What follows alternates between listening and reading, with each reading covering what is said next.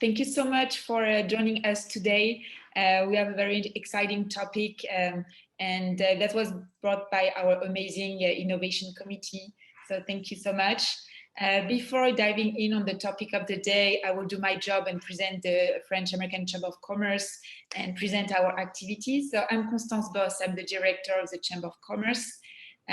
It's a member-based organization, and the best way to present the Chamber of Commerce is to show you our members. As you can see, we have a diversity of industry represented, and this diversity is increasing because we just became the FACC Texas. So we have now a wider scope. The way we help our member is first by building some business connection.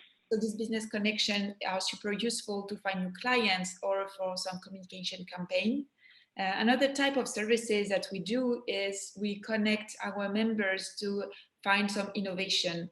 We are currently doing two innovation missions with large companies. We are connecting them with the ecosystem innovation, leveraging our network with the French Tech. And the third service I wanted to highlight is what we do to support the career of our members. It's a good time to subscribe to our job search program. We will launch it in a few days in May. So to participate, you can subscribe to our newsletter and you will receive an invitation. As you know, we organize events. We have about 50 events a year. And if you are loyal to our events, you know that I advertise our French class program. We launched that last September. It has been really successful. You are more than welcome to participate if you want to practice or learn your French skills. So today we are here because we have an amazing innovation committee. The innovation committee today is represented by Nathalie. Nathalie, thank you so much for your leadership and commitment to this committee. And I leave you the floor. Thank you very much, Constance and the team of the FACC. First, thank you to everyone, and definitely to have you guest speakers that help us make this #1 event for the HACC Innovation Club this year in 2021. And it's really my pleasure and honor to moderate the event and make it a lively and informative conversation between the guest and the audience. So the topic today is about logistics to save life. And it's really of the essence to know how logistics has become an essential service during the COVID-19. The lockdown has shown how quickly the behavior and the habits of the customers and thus the demands on the logistic can change. Whether delivering PPEs around the world, supporting small and medium-sized enterprises, we had to adapt the business operation, the logistics sector, and this has helped ensure the global flow of goods and provided an essential service during this unique time in our history, right? So the coronavirus crisis puts the logistic under strength, under numerous challenges and opportunities. So I think this is what we're going to listen about today with our great panelists and of course sharing with the audience. Ahead of starting, I would just like to remind to first the panelists that it's a 10-minute presentation, and then to the audience that we will share and have a Q&A sessions following the keynote speeches. Please thank you to stick to that time. And also the question may be raised in the chat box that you have on the side and that you should see on your screen as we're doing here. So let's get started and let me introduce our first panelist.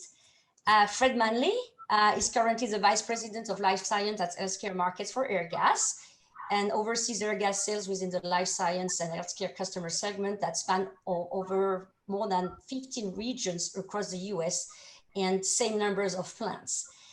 Fred has earned a bachelor degrees in electrical engineering from Case Western Reserve University and an MBA from Southern New Hampshire University, and he has joined Airgas in 2001. So I think, and we'll leave the floor to Fred, that Fred will share on the scope and the complexity for oxygen and dry ice supply chain, with specifically a focus on the logistic and the step change, the dynamic to adjust to the crisis and expected service level. So Fred, the floor is yours. Thank you, Natalie. I'm going to go ahead and share my screen.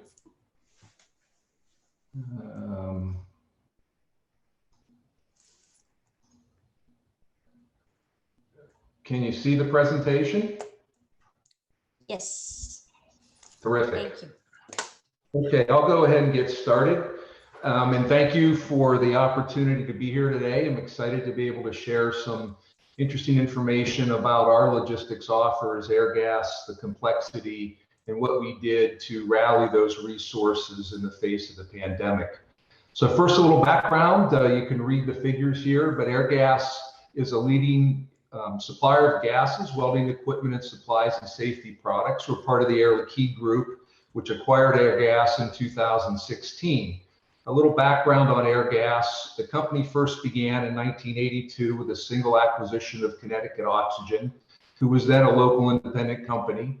We've grown both organically and through acquisitions since then, through over 500 acquisitions. If you look at the third circle here, you'll begin to get a feel for the complexity of our logistics with cylinders, bulk tanks, and the like. We are part of the Air Liquide group, and I don't want to spend a lot of time here. I think you're all familiar with the group, being a member of FACC, but present in 78 countries, of course, including the United States with Airgas. So what I really want to spend some time on is giving you a feel for the size and scope of our logistics. And I'm really going to focus on medical oxygen here in dry ice. Now, ordinarily, I would not spend a significant amount of time talking about dry ice supply to healthcare because heretofore it's been a fairly minor role in that supply chain. However, there was a vaccine candidate that was developed by Pfizer that was brought to market and obviously has received authorization. It does require ultra cold temperatures for both storing and distribution, which changed our view on dry ice logistics. So the chart I'm showing you here is not entirely complete. We do have a couple other intermediary pieces that I've not shown, but this will give you a general flavor of what we see. Just to give you first a quick overview, we start with our production plants. They're labeled here as ASU or CO2 plants. There are about 50 of those across the US. Those plants can deliver liquid oxygen directly to hospital customers, or they can deliver liquid oxygen to Airgas cylinder fill plants, which would then fill cylinders and redeliver to the customers. The CO2 plant, however, delivers the CO2 directly to a dry ice plant, which then delivers to customers in Airgas locations. So just to put this in context, there's, again, about 50 air separation plants across the US for Airgas, about 15 dry ice plants, and there are about 300 medical fill plants across the US that fill cylinders. Recently, we were ranked the 49th largest private fleet by Fleet Management. We have a rolling fleet of over 10,000 units. And as the previous slide or two slides shared with you, we have over 12 million cylinders. Oxygen goes to the hospital. If you're a patient in the hospital in a static room and you require oxygen therapy, you're typically getting that through the bulk oxygen supply that is plumbed through to the hospital through a tank into the various rooms. If they need to relocate you for various procedures to move from one room or the other, you're typically being moved with a cylinder gas. So that gives you a quick overview. Again, I could spend an hour alone just on discussing the logistics, but it's very complex. To support the manufacturing piece at the plant level, we have 24/7 logistics centers that monitor all the bulk tank inventories and plan deliveries around the country and all the local markets. For all of the cylinder deliveries, we have over 900 branches that, along with the plants, will deliver to customers based on local usage and needs.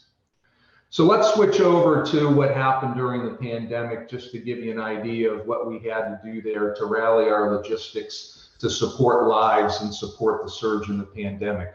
The chart on the left here shows you the CDC's daily trends in hospital, or these are actually COVID cases. You see the spikes. The issue that we had in the pandemic is certainly oxygen went up quite a bit, but there were spikes in various markets. I'd like to point out surges that went on early in New York City and then later in the year in Southern California.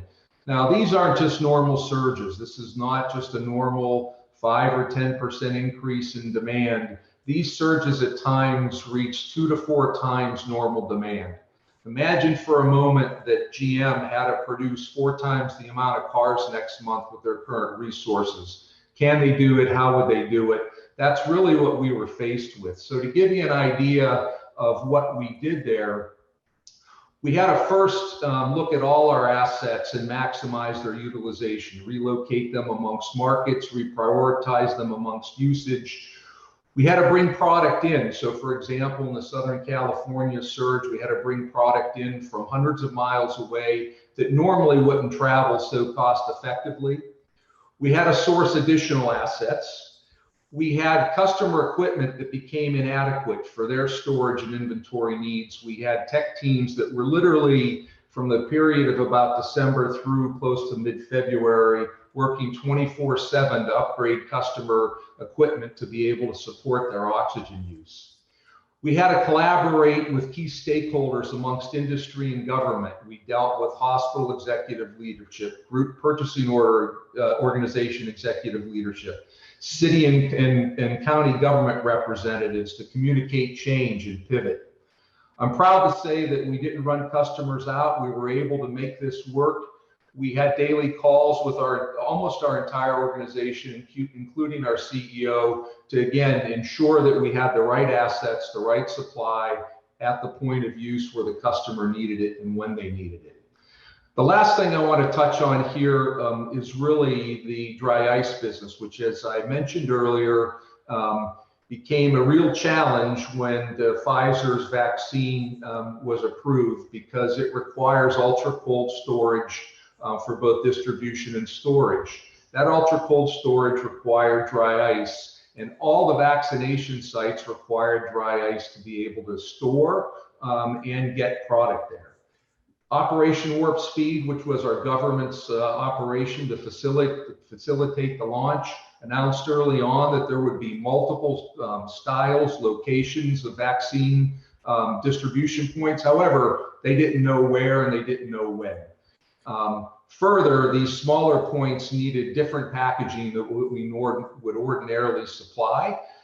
So we were forced to look at smaller packaging. We were forced to plan for demand that we didn't know where it was at or when it was going to get there. However, as the vaccine distribution has unfolded and continues to unfold within our country, I'm very proud to say that we were able to, again, pivot and meet that demand as it came up. So again, I'd like to thank you for your time today, and I look forward to questions at the next part of the discussion. Thank you very much, Fred, for this very comprehensive and eye-opening presentation. So I think now we will move to Philippe Hervé. So Philippe is currently Vice President for Energy at SparkCognition, where he can definitely leverage his comprehensive experience in oil and gas into large-scale project leadership, IT, engineering, manufacturing, and our operations. SparkCognition is a company catalyzing growth with artificial intelligence. Hervé holds multiple patents in the field of ultrasonic and has authored also many technical papers. And Philippe will share in a minute from now on how IA can develop solutions that can help on products and services available across various locations. Initially set up for military purposes, if I'm not wrong, their model has also been applicable during the pandemic for the vaccine campaign. And I propose you, Philippe, to elaborate further on that. The floor is yours.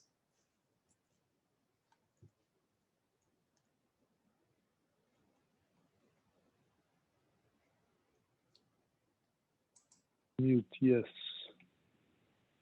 Yes, please move. Yes, I think you were on mute. Is it okay now? Do we hear you? I think I'm unmuted. Sorry about this. I was saying thank you, Nathalie, for the introduction, and thank you, everybody, for listening today to our panel, to our discussion on a topic which is different from what I normally speak about, which is energy and predictive maintenance and process optimization. Today we're going to speak about saving lives actually in general. And some of the effort we have taken over during the pandemic, and let's look at what we have learned from this COVID crisis.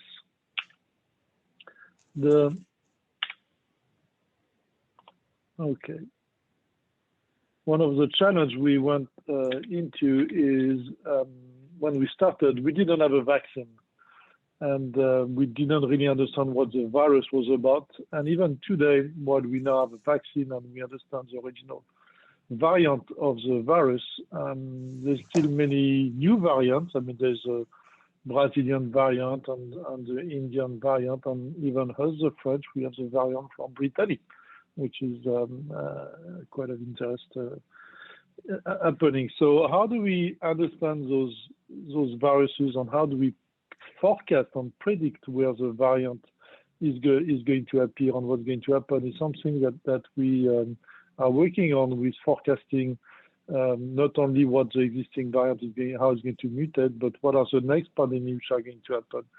We use this, we do this using neuro evolutionary algorithm and looking at a lot of information that is available to us. So this is one of the challenges, and I'll come back maybe a little bit to this later. But the next problem which has been challenging is to be able to accurately forecast the demand for vaccine and the demand for protective equipment for the hospitals and the medical teams around the world. I mean, we've all heard about these driving campaigns where there was a lot of vaccine and nobody showed up because it was not properly advertised and not. So how do you make sure that you get the right amount of vaccine at the right time, at the right place, with both the logistic on the vaccine side, which Bolloré and Hervé have done a fantastic job with, but also bringing the people to those vaccination centers. Who do we target? How do we work on this? So this is something that we can work with the next level logistic by really understanding where the people are and where the vaccine are, and trying to match those demands together. The project that we proposed about a year ago was a secure way of tracing the contacts. And, you know, we have all heard about these anonymized P2P devices that allows you to track where you are. And that has worked fantastically well where they can be mandated, typically China and other places like this. It has worked to some extent in places where they are not mandated, France and California and a few more places. But in Texas, to the best of my knowledge, it's still not available because it's been blocked by whatever system. So this was something we proposed at the beginning of the pandemic, which has really not moved forward very much. The next challenge is there was not enough ventilators to keep up with the demand, and there was a huge challenge around predictive maintenance on ventilators, and I'll come back a little bit to this one in a second. So let's go to the next one, which is infrastructure to deliver food, equipment, medical supplies in a contactless environment. And this is something which is really growing very quickly, which was probably not ready for the current COVID pandemic, but there's been a lot of research and discussion on how to move forward with this. And I think this is something which is going to be a lot more present in the next pandemic or the follow-up of the pandemic. And finally, the backbone was on the logistics side was not really well designed or available to support social distancing. And there is a lot of information which is available. You know, there's cameras everywhere you walk. We can record this information and have automated ways of monitoring health protocols. So there are places where regulation is complicated. I mean, in some countries, you cannot keep the images that are being recorded for more than 30 minutes. It's a law.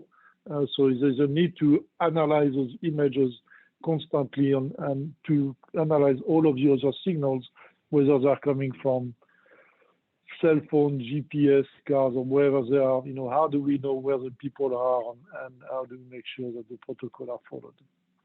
But let's look at the project which is very important to us, ventilators.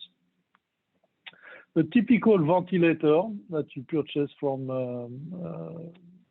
traditional manufacturer is going to cost you somewhere between $25,000 and $50,000.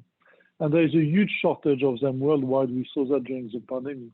So we took an approach which was different, and we built this prototype here, which is in front of you, and which cost less than $1,000.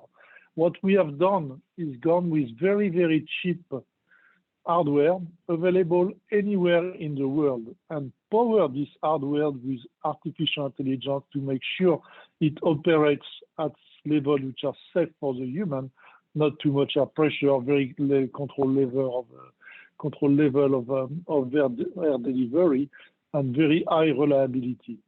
So, for example, if you look at a traditional ventilator, the electrical engine costs thousands of dollars because it's very precise. It's really a very high-level engine. Here, in this box, we are using the electrical motor, which is available anywhere in the world in a garage shop because it's an electrical engine that powers your windshield wipers, which you can buy for $10 anywhere in the world. The entire box is designed around that concept. What is available everywhere, what is cheap everywhere, so that those pieces can be put together easily on demand. We have patented this technology, so it doesn't get reproduced by everybody or the ID stolen, but we're actually releasing the entire project to open source for it to be continued. So a big investment from us during the pandemic for something which we believe is good for the humanity. Something else that we've been working on extensively is analyzing the vast amount of documentation which is available worldwide by all the people who work on pandemic. I mean, there is thousands and thousands, tens of thousands, and in fact, since that slide was put together, we now probably have hundreds of thousands of documents that needs to be looked at by the researcher. When you are a researcher, you want to know what everybody else is working on. And being able to mine this huge knowledge is very, very time consuming and very complicated. So you all know about Siri, where you can ask your phone or Alexa, whatever is your favorite assistant, you know, what is the plane above me right now? It's going to tell you it's American Airline 1230 or whatever that is. And you can ask many other questions to Siri. We have taken this very similar technology, which was, by the way, developed originally at the University of Texas in Austin under the leadership of Professor Bruce Porter. We have taken this technology, this original ideas, and moved this to the industrial world and kept on going with a new generation of natural language processing based on deep learning, also produced under the leadership of Professor Porter. And we have developed deep learning on NLP, deep NLP, to be able to mine all of this information very quickly. And this has been used by multiple researchers around the world already, and they keep on using it more and more. The next level of information is really, how do we know where this virus is spreading? And we use a lot of information available from the CDC, from social network, from Social Security, to not only know where those people are, but whether they're already vaccinated, whether they need to be vaccinated. When we got early into the availability of vaccination, for those of you who know the Austin area, a lot of people in Austin couldn't get vaccinated because they were not on the right list. But you could get vaccinated in Temple. So a lot of people from Austin drove to Temple, or a lot of people from the Houston drove to the Woodland or to other places around. And that created a bit of confusion on who is vaccinated and where are they. But all of this information is actually available from Social Security with your actual address. And it's also available in other places so that we can target the right people via social network to tell them there is vaccination next to you and you actually, it's time for you to get vaccinated. And we also use deep NLP to combat fake news which are available on many social networks. So identifying the fake news, and combating them directly to the people who are being attacked. Finally, we are an artificial intelligence company working in many domains, and it was a pleasure to be able to contribute to the world health and to save lives where we could. So thank you very much for your time. Natalie, you're doing the same as me. You're on mute. Absolutely right. So I think, do you hear me okay? Yes. I think I'm in mute now. Thank you. Yes. We didn't want to have any interference with some of the noise and really focus on the presentation. So we can see, thank you, Philippe. We can see already some questions popping in. So this is great. We're going to keep them for after the panel. So at this point now, we would like to welcome Bolloré, a company with Emilie and Philippe. Philippe is in charge of Bolloré Logistics in Houston for the US and will briefly introduce the presentation.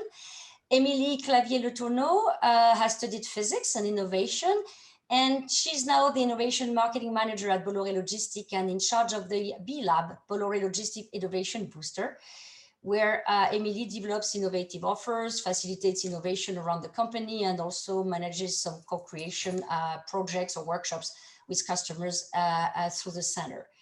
So Philippe and Emilie will share on how Bolloré Logistics has adjusted and evolved in their innovation portfolio in relationship with the pandemic, and also made it applicable with an illustration through the example of monitoring the vaccine deliveries in real time during the crisis. Emilie and Philippe, please, you have the floor. Good morning to everyone. First of all, thank you for the FACC for the opportunity to speak today. As Natalie mentioned, my name is Philippe Faria and I'm the branch manager for Bolloré Logistics in Houston.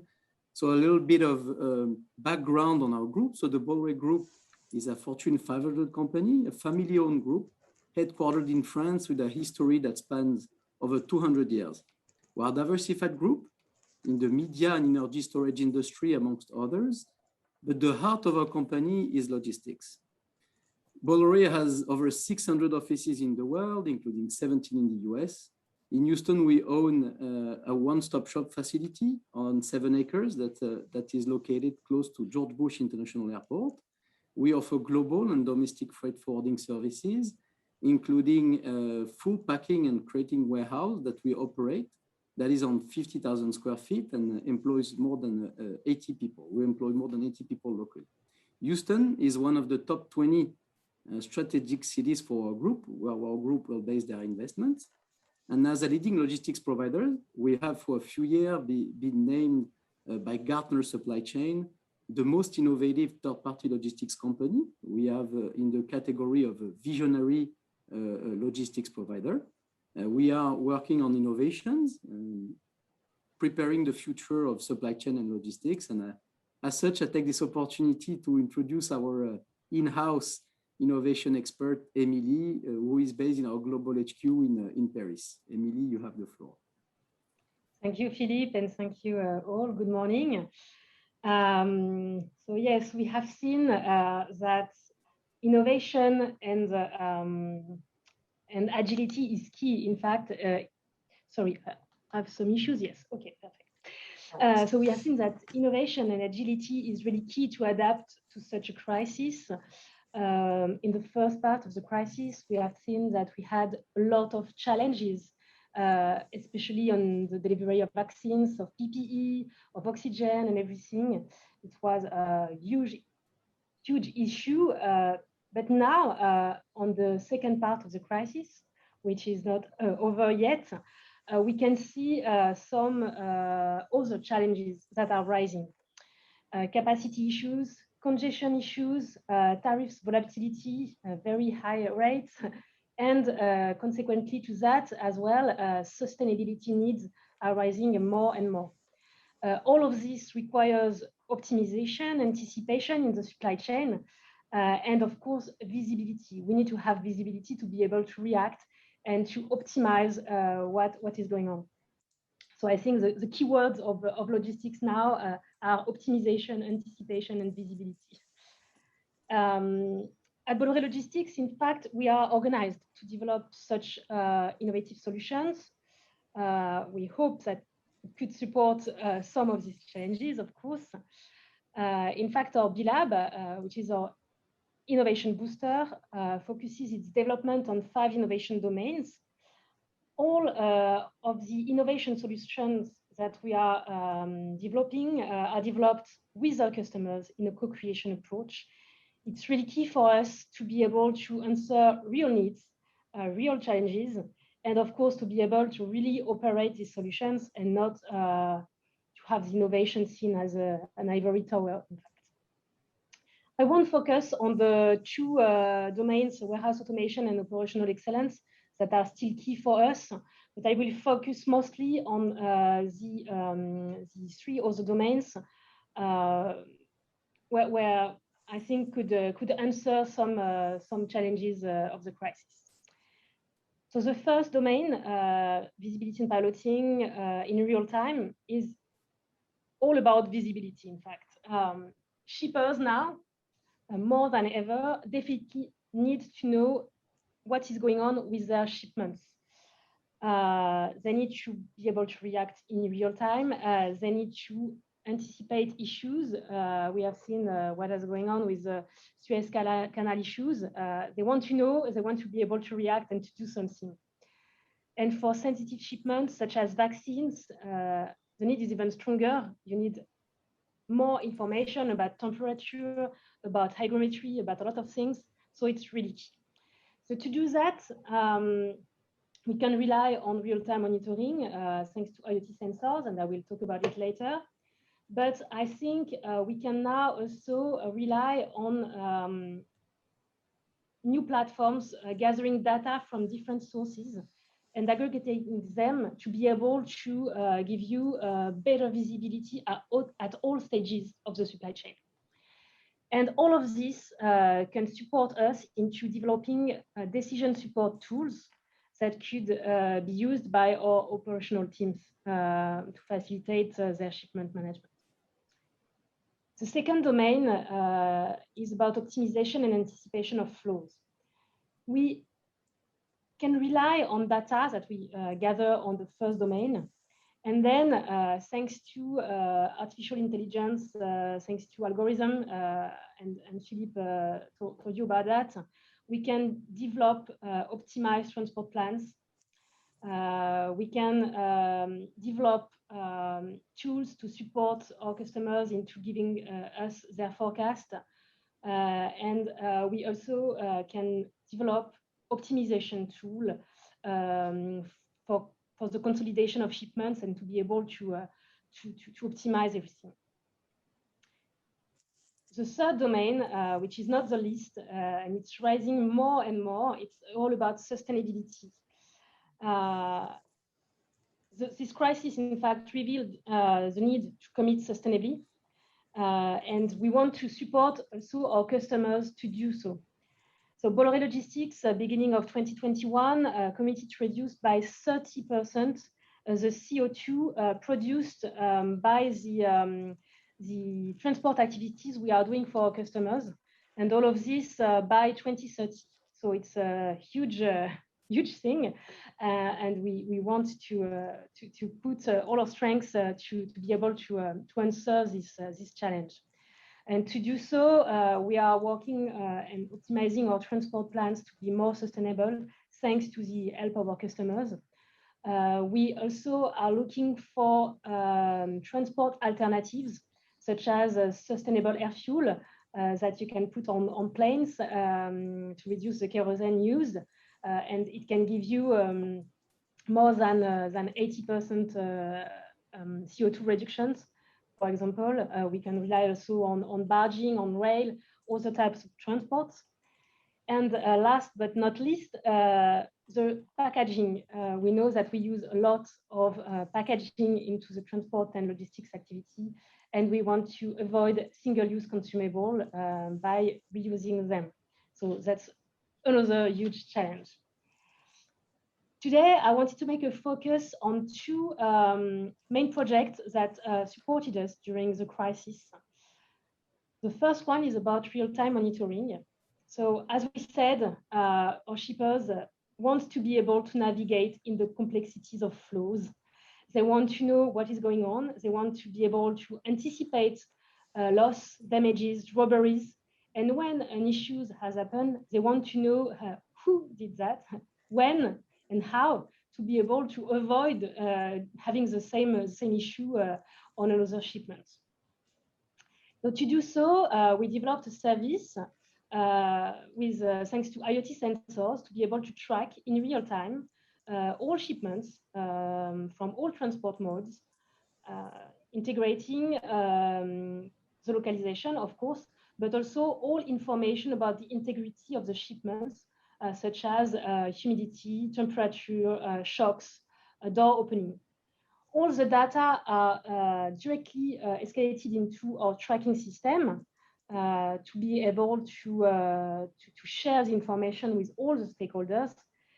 But as you can imagine, it's not enough. What we really need to do is to have a team, an alerting team, dedicated for the management of these alerts, because having the information is not all. You need to do something before when you have the information. And of course, we think it can bring many benefits to our customers. First of all, it can help anticipate any events for the shippers to be prepared when something happens. It can help us correct when an issue has happened. So, okay, this happened, what can I do to correct it? I can send another shipment if my products are lost, for example, to be able to avoid stock shortage. The third benefit, and I think it's the most interesting one, is to be able to prevent the issue. We had, in fact, the example of a container containing a vaccine, a €1 million container, which was not plugged at the port. So the temperature was rising, in fact. And the alerting team saw the temperature rising, and they managed to alert the port authorities. They could replug the container at the port before all the vaccine to be lost. So it's really, really key to avoid such an issue. And the last benefit, of course, is about the optimization. When you have all this information, all this data, you can be able to analyze what is going on to avoid the same issue another time. The second project I wanted to talk about. Emilie, I'm sorry to interrupt. You have to stop in 1 minute sharp, please. Okay, perfect. Thank you. Just the time to do that. For the so it's a topic which is really important for me, is to reduce our single-use consumables such as pallets, plastic wraps, and everything. To do that, in fact, we benchmarked a lot of reusable consumables like air pallet cover, eco wraps, isothermal kits, thermal blankets, and everything. And we changed them. We are testing them now in our shipments, but that's not all. We developed dedicated applications that we called Recycle to be able to manage the reusable consumable stock everywhere in the world with a complete visibility. And it's really key for us because, as you can imagine, managing the reverse logistics of this product is really important. We also need to manage the customs management and of course, giving some info on our shippers, on our customers to manage these consumables. Thank you. Thank you very much, Emilie and Philippe. Just piggybacking on the consumable and the reverse logistic that you mentioned, I think as a pure customers of those, we can see definitely how it has spiked over the world in terms of availability and cost. So definitely we can only encourage, environmentally speaking and cost base, that we try to minimize, I would say, the use of those consumables, definitely. So thanks a lot. I think we're going to move to the now the Q&A session. And we have seen, Constance, some questions raised by the audience already. We have a few that we'd like to ask for, but I suggest that we start with the audience and the first questions. You agree? You're fine with that, Constance? Yeah, absolutely. Okay, so I can see your first question, which I think is going to be deriving to Fred. Which is about the logistic. Definitely. So Fred, can you help us understand how the logistic was combined? Was it combined with other business lines of the company, including industrial, or do you keep it separate for what reason, if so? Sure, very good question. It may have been broader than that as I read the question, but within Airgas, the bulk liquid logistics are kept separately due to the central need to coordinate that logistic, where the local logistics are all managed locally for cylinder distribution. We do not use third parties by and large, although at peak periods we could peak shave ever so slightly. By and large, we operate our own logistics. I hope that answers the question. Thank you. Yes, definitely. We had also a few questions on the artificial intelligence side. So I guess we will move to you, Philippe, and I think you can see some of them, but I like to start more for the data first. So a lot of the work which is associated with NLP is also about the way the data is conditioned. And the question is this a hurdle in this case, in the way you're working with the data? Are they well conditioned to start with? Can you let us know more about, I would say, the sourcing data you use and how you make them in the right format, please? Thank you very much, Vincent and Natalie, for that question. So I would say historically, preparing data has been a huge challenge. And this is something that people could spend hours and hours, I mean, days and months with a lot of effort to prepare the data. A lot of the effort which we have put in place in the recent years is to automate this absorption of the data so that it could be automatically ingested and classified coming from many different sources. This is what has enabled us to move so quickly in some of those very large projects, is this automation of the data preparation. So I would say that it is a challenge, but it is a challenge that we have essentially solved with technology. I hope that answers your question. Yes, and I guess if we have some more question about this one, please feel free to populate the Q&A. I mean, to the audience, we still need to have you, I would say, share some of your questions. So along those lines, now that you've been working on the sampling and the data organization, another question from Philippe, I guess, is the type of algorithm that being used in the airplane industry, to take an example, are those applicable to the topics that you've been describing, or are there different ones? In terms of, like aligning the offer, or I mean, yeah. When I look at artificial intelligence, there is essentially nothing new we do. Everything that we do with artificial intelligence is doing better and faster things that have been already done in the past, so that you can get quicker access to a decision point and have much more confidence in your decision. So is some of the technology we are using, has it been used previously? Some of the concepts have been used previously in other industries? I'm sure they have.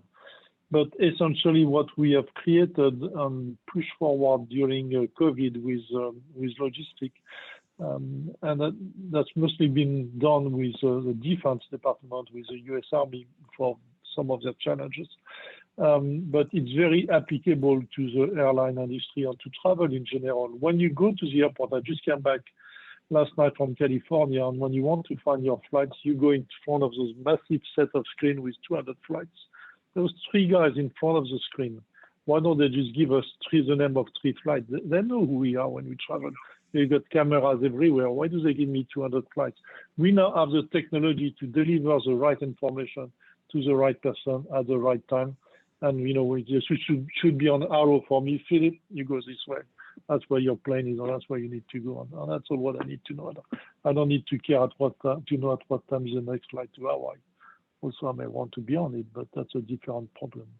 So what we are doing is, yes, it's very applicable to the airline industry, but I think actually the technology we put together is going to move to the airline industry, even if some of the things that we're doing may have originally come from what's being done in the airline industry or the travel industry at large.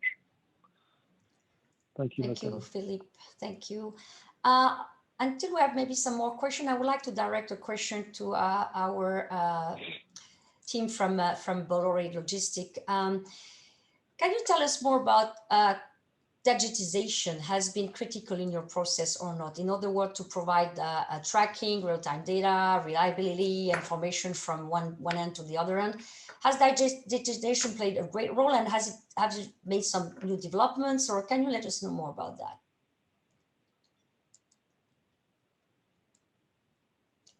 Philippe or Emilie?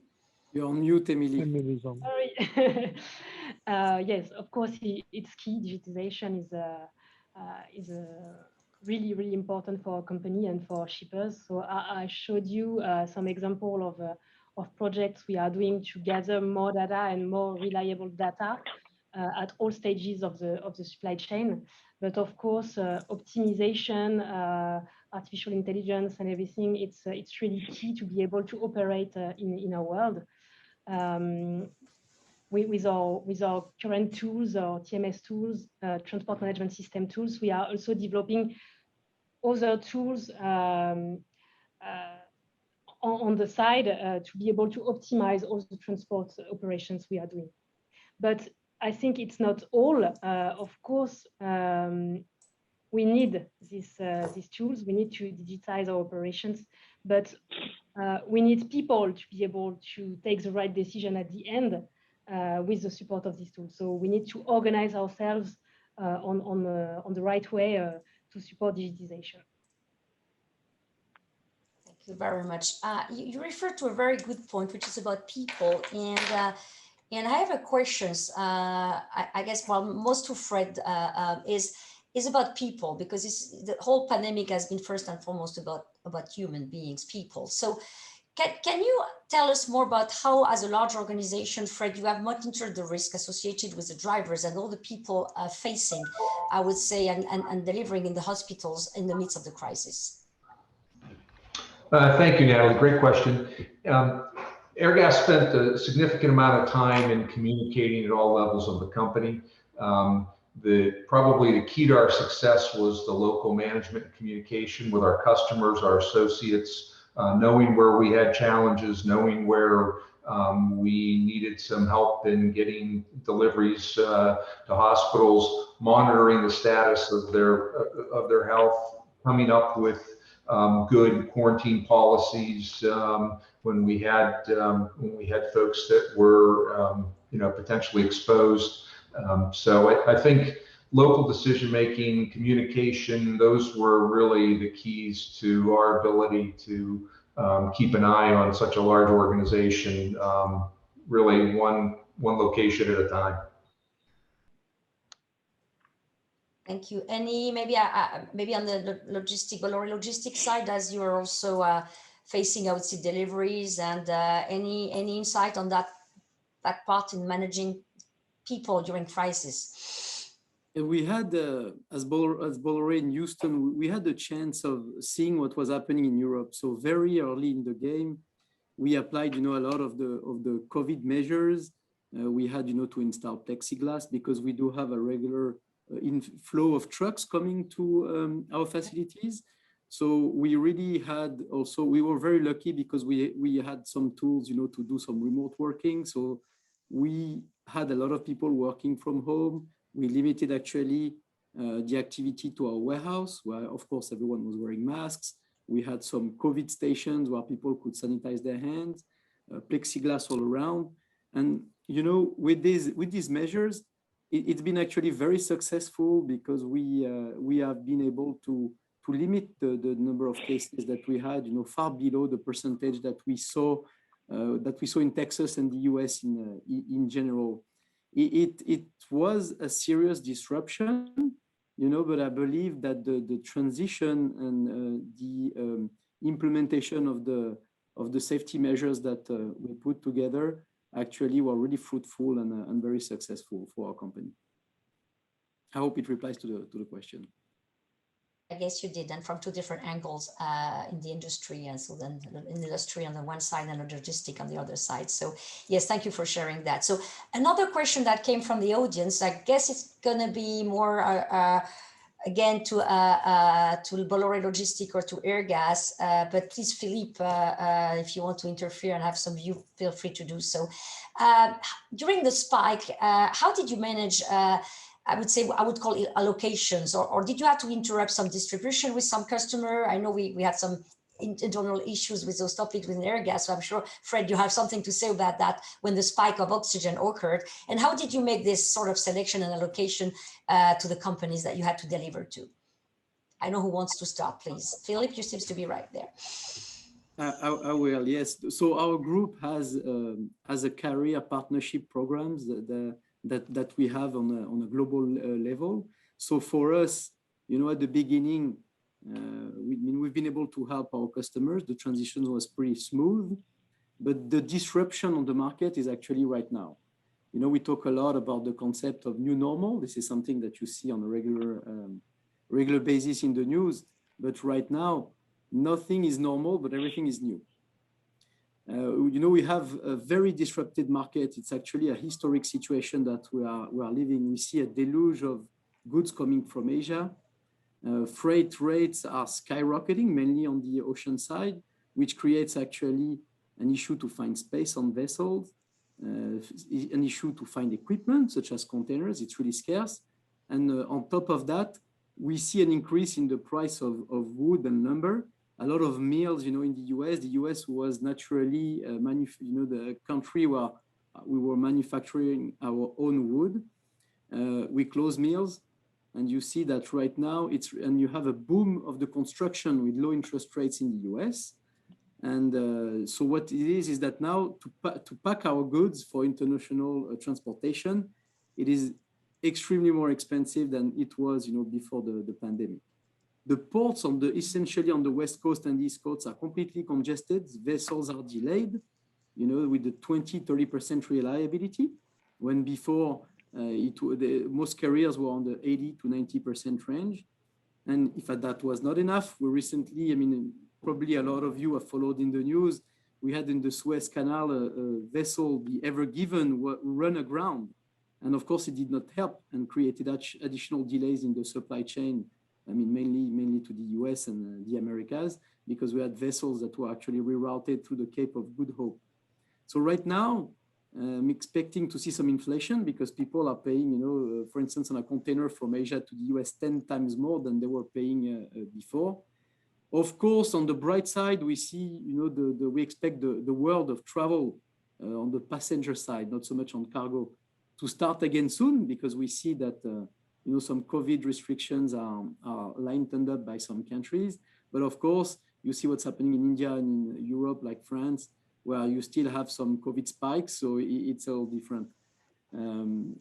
I hope it replies to the question in its entirety. Well, it's an open question. And I guess maybe, Fred, you might want also to add on, maybe from a different perspective. Here also it was a lot about oxygen and saving lives.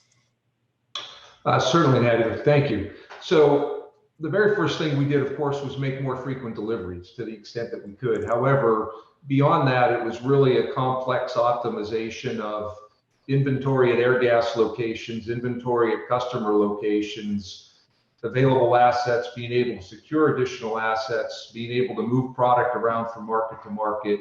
And ultimately, we had, you know, this socially responsible mindset that healthcare needed to be prioritized. So we were fortunate during the pandemic, early on at least, that there was a decline in industrial demand. So we had some relief there that helped us out, of course. But it was fairly complex. And again, I can't stress enough the local decision-making abilities to know our customers and the Airgas people locally to know when things were super critical and we needed to juggle and reprioritize.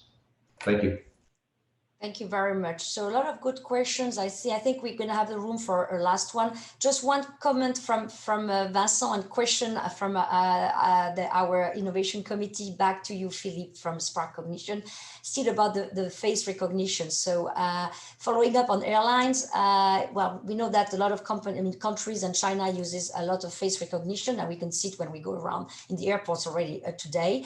And following your comment, is that limitation to deploy in the US linked to privacy data laws, or is it something that they don't want to deploy? Can you just elaborate further on your comment about your transportation in airports? Because I think we've all been through those places and we start to just go through and pass with the regulation.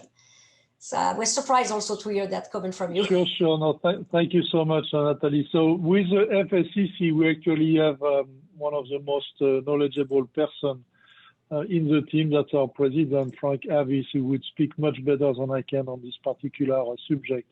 But Frank, you can follow up later if you want. But what I would say is, in the US, if we remember the Boston Marathon bombing, a lot of the information that led to the capture of the bombers was linked to being able to analyze the cameras. So on all the video footage which had been recorded. So I can only assume that things have evolved since then, and we are increasingly being tracked, good people on bad people, for the good or the bad, but I'm sure it's happening. If you look at France, in France, you cannot store videos for more than 30 minutes, so you have to process the videos extremely quickly in order to take action. It's a huge challenge. We're probably the only country in the world to have such, or one of the only countries to have such a limitation, but it's definitely a challenge for operation in many places. I mean, when you look at just lost luggages, when there's something lost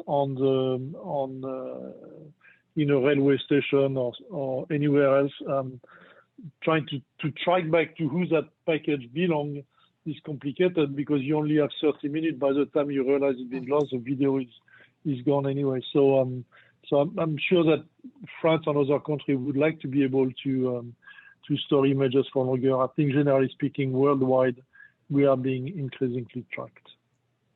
Yeah. Okay. Thank you. Another one questions for you, Philippe, about algorithm.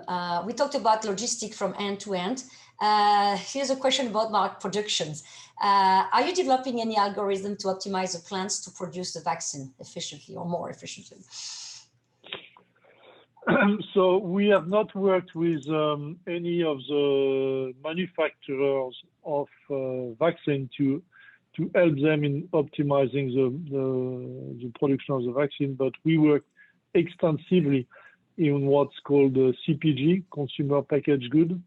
A lot of the drinks that you actually drink, the soft drinks are coming through, are being manufactured with the support of our software, trying to optimize water consumption and electricity, which are the two things that are the most expensive in producing soft drinks. So we definitely have the capability to assist in the manufacturing of vaccines, but it's not something we've been asked to do.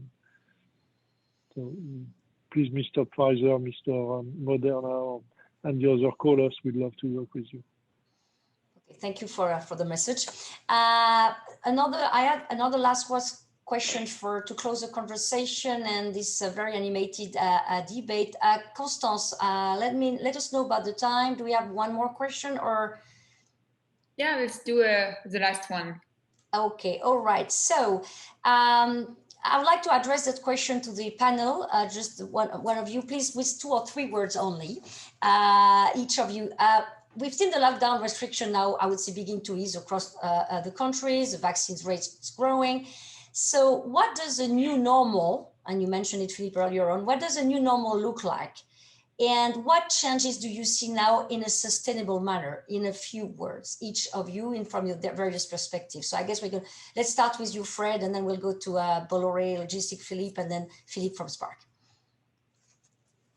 To me, I think the biggest change that we'll see, Natalie, is that the healthcare organizations will be far more acutely aware of emergency preparedness requirements, at the scope of the pandemic that we haven't seen in the past, and that'll lead to change.